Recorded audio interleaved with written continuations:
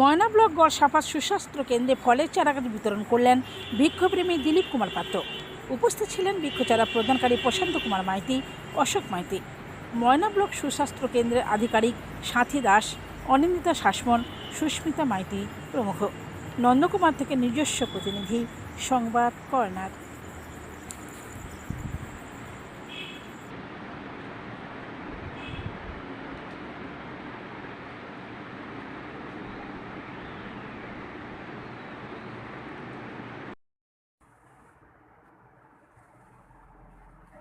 আমরা গতকাল চলে গেছে বিশ্ব পরিবেশ দিবস। যাই হোক, আমরা সবাই বুঝতে পেরেছি যে গরমের মাত্রাটা দিন দিন কীভাবে বেড়ে যাচ্ছে, আর সেই হিসাবে আমরাও হাঁসফাঁস করছি। প্রত্যেকে, আমরা মানুষজন নয়, টোটাল জীববৈচিত্র্যটাই টোটালটাই হাঁসফাঁস করছে।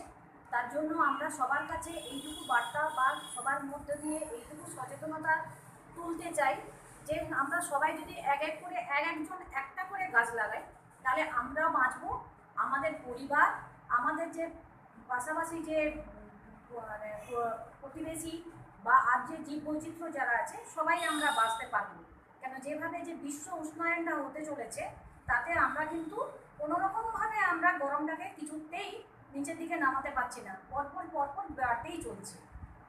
এর ফলে কী হয়, আমরা যদি প্রত্যেকেই যদি একটা করে মোটামুটিভাবে আমরা গাছ প্রত্যেক বছর যদি আমরা একজন একটা করেও গাছ লাগাই, তাতেও কিন্তু আমরা অনেকটাই সুরাহা পেতে পারি।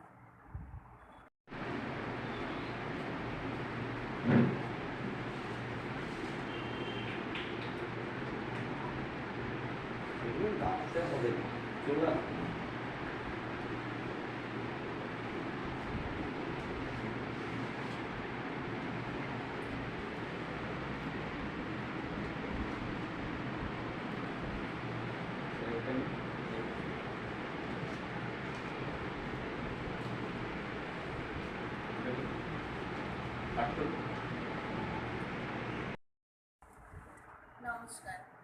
বিশ্ব উষ্ণায়ন থেকে বাঁচতে হলে আমাদের গাছ লাগাতে হবে।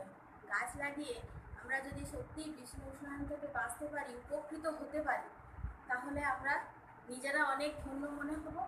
উপকৃত পেলে পরিবেশ আরও সবাই অনেক ভালো থাকবে।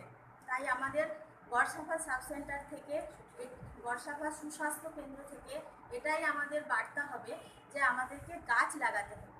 গাছ লাগিয়ে বিশ্ব উষ্ণায়নকে কমিয়ে আমাদেরকে বাঁচতে হবে। এতটাই দিন দিন হচ্ছে যে আমরা নিজেরাই অস্থির হয়ে যাচ্ছি। এর হাত থেকে মুক্তি পেতে আমাদের এটা উচিত, লাগানো, সবাইকে গাছ লাগানো উচিত। কবি সুকান্তের ভাষায়, এই ধরিত্রীকে পৃথিবীর বাসযোগ্য করে যাব আমি, নবজাতকের কাছে আমার দৃঢ় অঙ্গীকার।